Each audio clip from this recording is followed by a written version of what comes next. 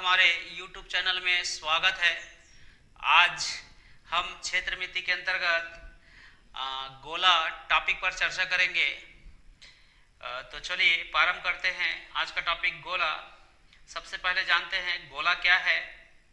यदि किसी अर्धवृत्त को उसके व्यास के परितः चारों ओर घुमाने पर बनी आकृति को गोला कहते हैं। कोई भी अर्धगोला रहेगा उसको व्यास के परितः चारों ओर घुमाने पर जो आकृति प्राप्त होता है उसे गोला कहते हैं। यहाँ पर मैं एक गोला का चित्र बना रहा हूँ। ये आपका ये अर्धगोला है। इसके व्यास के परितः इस व्यास को घुमाने पर है ना एक आकृति बनता है। इस आकृति को क्या बोलते हैं? गोला कहते हैं। जिसमें ए और बी क्या है, उसका व्यास है, ओ क्या है, केंद्र है। ए से ओ उसकी त्रिज्या है आर, ओ से बी भी उसकी त्रिज्या है क्या, आर। तो यहाँ पर गोले की त्रिज्या को आर से डिनोट किया जाता है और ए बी क्या है, गोले का व्यास। अब यहाँ पर कुछ फार्मूला देखते हैं। जैसे गोले का पृष्ठ, गोला का पृष्ठ, तो गोला का पृष्ठ का सूत्र होता है 4 पाई आर स्क्वायर वर्ग इकाई, है ना। गोला का पृष्ठ होता है 4 पाई आर स्क्वायर वर्ग इकाई। और गोला का आयतन, गोला का आयतन का फार्मूला होता है 4/3 पाई आर क्यूब घन इकाई। ये आपका वर्ग इकाई में रहेगा, ये आपका घन इकाई में रहेगा। गोला का संपूर्ण पृष्ठ, गोला का संपूर्ण पृष्ठ, संपूर्ण पृष्ठ का सूत्र होता है 6 pi r square, 6 pi r square. अब बात करते हैं अर्धगोला। तो अर्धगोला में क्या हो जाएगा, ये आधा हो जाएगा, है ना। ये अर्धगोला है। अर्धगोला का केंद्र लेते हैं ओ, त्रिज्या लेते हैं आर, ये भी त्रिज्या क्या होगा आर, और व्यास लेते हैं क्या, ए बी। तो अर्धगोला, अर्धगोला का देखते हैं फार्मूला। अर्धगोला का पृष्ठ, अर्धगोला का पृष्ठ क्या हो जाएगा, ये 4 पाई आर स्क्वायर है, आधा करेंगे तो 2 पाई आर स्क्वायर हो जाएगा। अर्धगोला का आयतन निकालेंगे, तो आयतन निकालेंगे इसका आधा 4/3 का आधा क्या हो जाएगा 2/3 पाई आर क्यूब। और संपूर्ण पृष्ठ निकालेंगे, संपूर्ण पृष्ठ, तो संपूर्ण पृष्ठ 6 पाई आर स्क्वायर है, इसका आधा करेंगे तो क्या होगा 3 पाई आर स्क्वायर। इस तरह हमें अर्धगोला का फार्मूला प्राप्त हुआ। उसी तरह देखते हैं गोली कोष क्या है। गोली कोष, दो संकेंद्री गोलों से घिरी आकृति को गोली कोष कहते हैं। गोलीय कोष, यहाँ पर गोली कोष क्या होगा, दो गोला होगा। एक गोला हो गया, इसकी त्रिज्या ले लेते हैं, केंद्र ओ ले लेते हैं और इसकी त्रिज्या R2 लेते हैं। एक गोला लेते हैं ये बड़ा वाला, इसकी त्रिज्या लेते हैं R1 और ये अंदर की गोला त्रिज्या लेते हैं R2।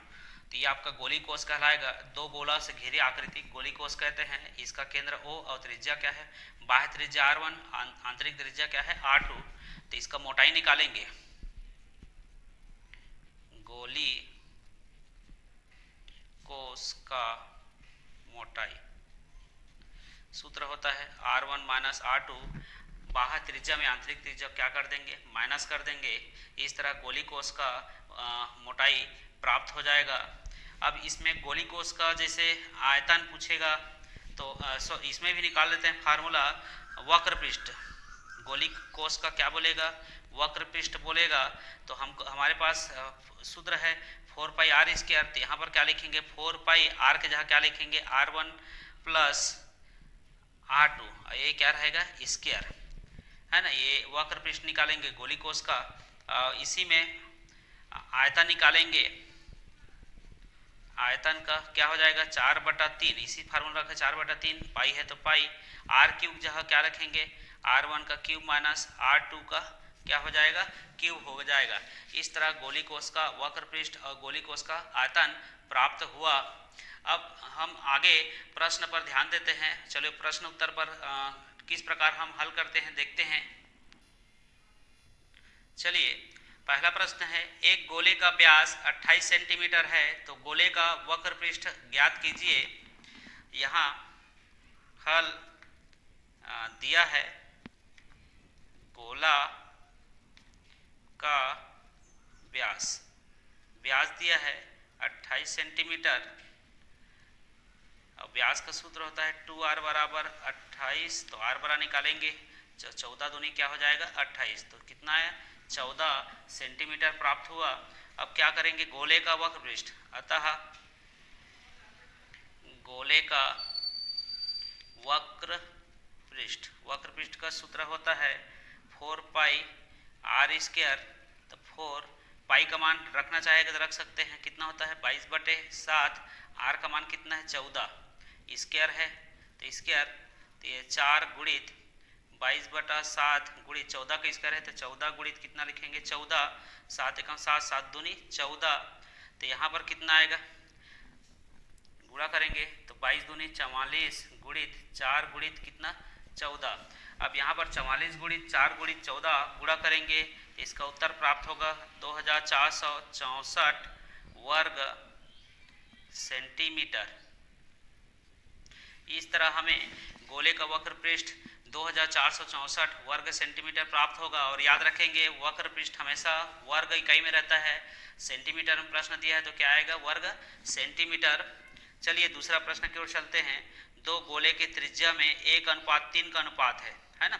माना कि हल करके लिखोगे, माना कि दो गोला का त्रिज्या r1 व क्या है r2 है, तब प्रश्नानुसार क्या बोला है, दोनों का अनुपात r1 अनुपात r2, दोनों त्रिज्या का अनुपात 1 कितना है 3, अर्थात r1 बराबर 1x और r2 बराबर क्या है 3x। तो वक्र पृष्ठ में अनुपात ज्ञात कीजिए, या यहाँ पर लिख सकते हैं r1 बराबर 1x और r2 बराबर कितना आएगा 3x। अतः वक्र पृष्ठ का अनुपात, तो पहले गोला का वक्र पृष्ठ क्या होगा 4 पाई r1 का स्क्वायर, दूसरे गोला का वक्र पृष्ठ 4 पाई r2 का स्क्वायर, 4 पाई से में कट जाएगा, r1 का मान कितना है 1x का स्क्वायर, r2 का मान 3x का स्क्वायर, तो क्या है 1x स्क्वायर आ जाएगा, 9x स्क्वायर आएगा, x स्क्वायर x कटेगा तो 1/9। अतः उनके वक्र पृष्ठ का अनुपात 1:9 प्राप्त हुआ। चलिए तीसरा प्रश्न की ओर चलते हैं। 14 सेंटीमीटर व्यास वाले अर्धगोले का वक्र पृष्ठ ज्ञात कीजिए। यहाँ पर हल दिया है, यहाँ गोला का व्यास कितना दिया है 14 सेंटीमीटर, व्यास का सूत्र होता है 2r बराबर 14, तो r बराबर 2 सत्ते 14। तो वक्र पृष्ठ, अतः वक्र पृष्ठ निकालना है, तो वक्र पृष्ठ क्या होता है 4 पाई r स्क्वायर, तो 4 है तो 4, पाई है तो पाई, r का मान कितना है 7 का स्क्वायर, 7 7 कितना जाएगा 49, तो 4 पाई गुणित कितना हो जाएगा 49, गुणा करेंगे तो 4 निया 36 की 6 हासिल है 3, 4 चौक 16, 17 18 1 कितना हो जाएगा 19 पाई।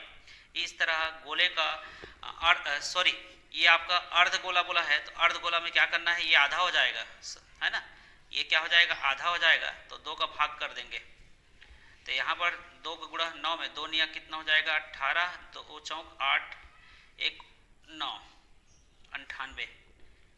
98 पाई वर्ग सेंटीमीटर है ना।